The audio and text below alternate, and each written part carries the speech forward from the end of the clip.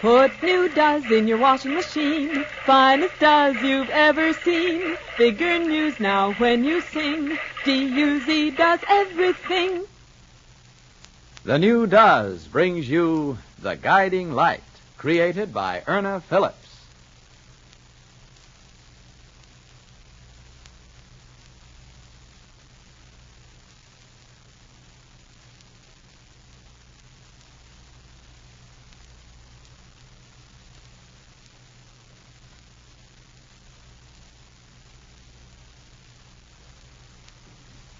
I'm very sorry to have kept you waiting, Mater.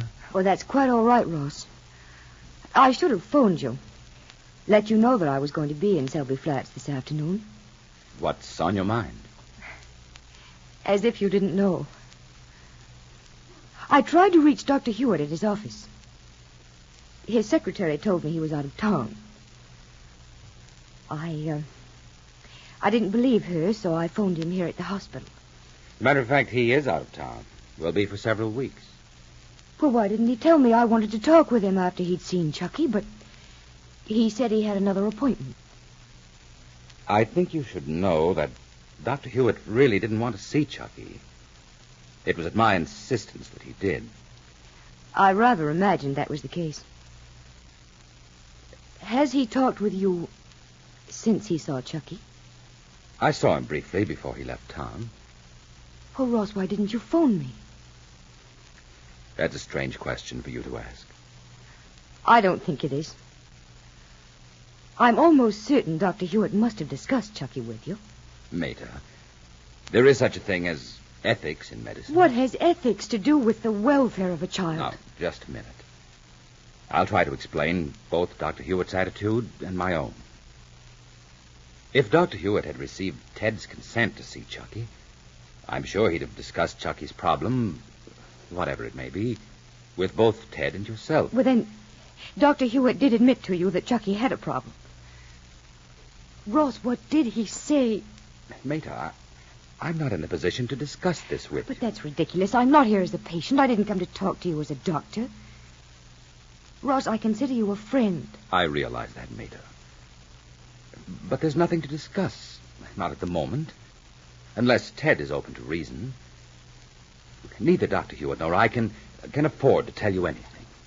As long as the father of the boy is so definite on a hands-off policy. And that's what you call ethics, hmm? Well, I don't, Ross. What about the child? Doesn't Dr. Hewitt consider him? And what about you? Have you forgotten that you've known Chucky since he was a baby? I wish I could make you understand. I don't think you can. It's unfair. It's wrong. To me, it's unethical, both Dr. Hewitt's attitude and yours. I don't suppose I have a right to press you for any answers.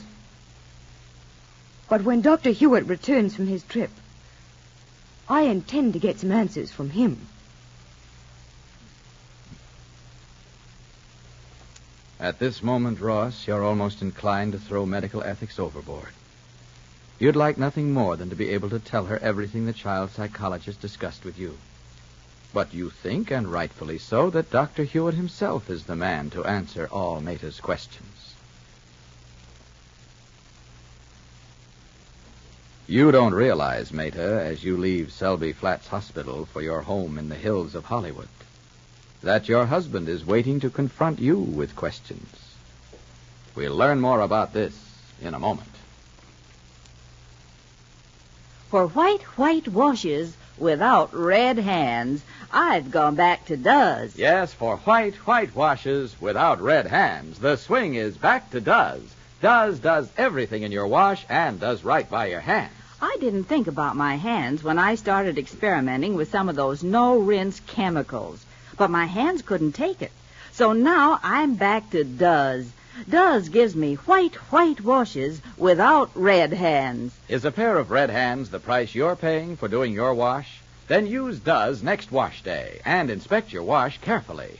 Have you ever seen such dazzling whiteness, such thorough cleanliness, such brilliant colors? Have you ever seen all this with such wonderful treatment for your hands? Does can promise this because of the way Does is made. Only Does, of all leading wash day products, contains such great quantities of rich, real soap, combined with 2 modern detergents. Only Does contains these quantities of rich, real soap, balanced with 2 modern detergents. That's why Does gets your clothes so wonderfully clean and white, while it gives extra safety for colors and almost toilet soap mildness to hands. That's truly why Does does everything and does right by your hands.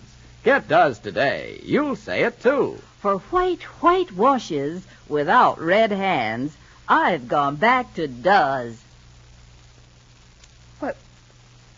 Ted, when did you get home? A few hours ago. It's good to be back. How have things gone at home? As usual. You look very well. Thank you. Chucky told me you'd gone to Selby Flats. Yes, I stopped in to see Bertha. Oh? Really? Yes. That's somewhat unusual for you, isn't it? Why? I hadn't been aware that you were particularly fond of your sister-in-law. As a matter of fact, I had a reason to see her. Naturally. Ted, I think you should know that I've now talked with both Bill and Bertha regarding the $25,000 loan you made to my brother.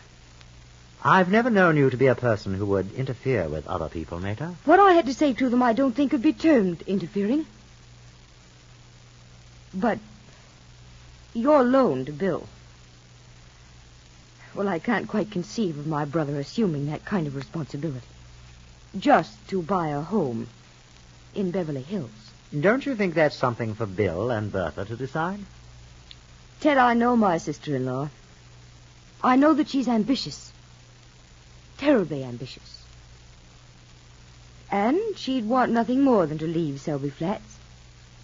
Own a home in Beverly Hills, regardless of the strain it would place Bill under. I'll admit that I didn't get very far with her, but I think what I told my brother made somewhat of an impression. Ted, I want you to know that I asked him to return the $25,000 to you. It isn't important to me one way or the other. I don't know why it should be to you. It's because I'm worried about Bill. Good heavens, why? He's been given a very fine opportunity, and he's making the most of it. Well, from a few things Papa told me. Well, I don't say he's been drinking too much, but he has been drinking more than he ever has in his life. I don't think Bill is given to excesses of any kind. Ordinarily, I'd agree with you. This motherly role that you evidence is something that baffles me at times. Yes, I know it does. Because you've known me during a time in my life when I had absolutely no concern for anyone but myself. Chucky's changed all that. You know, Mater, I'd rather not say this, but I can't help feeling that you've become slightly neurotic. I? Neurotic? I've observed you for some weeks, and you're not quite yourself. Well, I'll admit I've been somewhat apprehensive. But I think I've had every reason to be. Well, I wouldn't expect you to say anything other than that. But I've come to the point, my dear, where I'm inclined to believe that a great many of the fears that Chucky has evidenced are not of his own making, but rather of yours. Ted, you know that's not true. I'm somewhat concerned about you. Do you expect me to believe that? I don't expect you to believe anything I say or believe in anything I do. How can I when your reactions are anything but those of a normal mother? And what would you know about normal reactions? Oh, Ted. Ted, what are we getting into? What are you getting us into, Mater? Do you recognize this paint box? Yes. Dr. Hewitt gave it to Chucky when we were there on Monday. You wouldn't have told me you'd taken my son to a child psychologist if I hadn't had some evidence of it. Would you? No. No, I don't think I would have. You've evidently forgotten, Mater. So I'll refresh your memory. I told you, and Dr. Hewitt, that under no circumstances did I want Chucky subjected to the probings of a doctor who calls himself a child psychologist. I'm very well aware of what you told me and what you told Dr. Hewitt. But the child whom you so glibly call your son is also my son. And if you're not concerned about his welfare, I am. There's no cause for concerns, and you know it. It's something you've built up in your own mind, something that's become an obsession with you, something you've transferred to Chucky without really realizing what you've done to him. Are you accusing me of instilling fear in my son? Not consciously, Mater. But your overprotectiveness, your over-concern, children are sensitive to those things. And insensitive to being forced to do things they don't want to do, that are foreign to their makeup. Just as you are forcing Chucky to do. That's just your opinion, which I don't think is very valid at this time. I'm beginning to think you're emotionally ill, Mater. I'm... what? Yes. And if this sort of thing continues, I'm going to have to insist on someone other than you to look after the boy.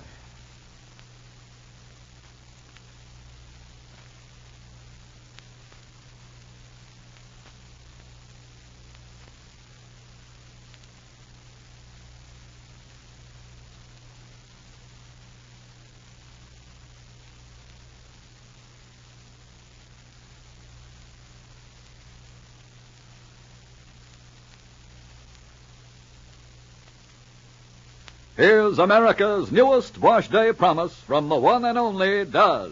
White washes without red hands. Yes, Duz gives you white washes without red hands. Have you noticed a difference in your hands after using those no-rinse chemicals?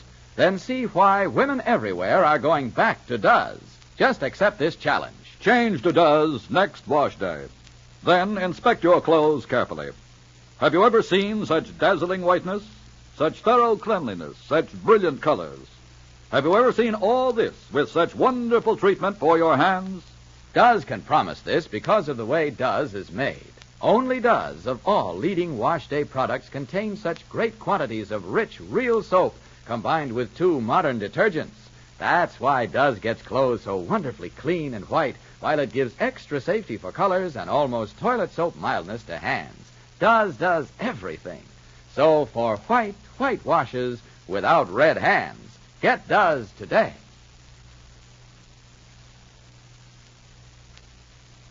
Ted White contacts Robert Rollins, the attorney who represented him in his son's custody suit, in the next episode of The Guiding Light with Leslie Woods and Joan Allison, brought to you by the new Duz. Put new Duz in your washing machine. D-U-Z does everything. This is Clayton Collier wishing you good day and good Duzzing for Procter & Gamble, the makers of the new Duz.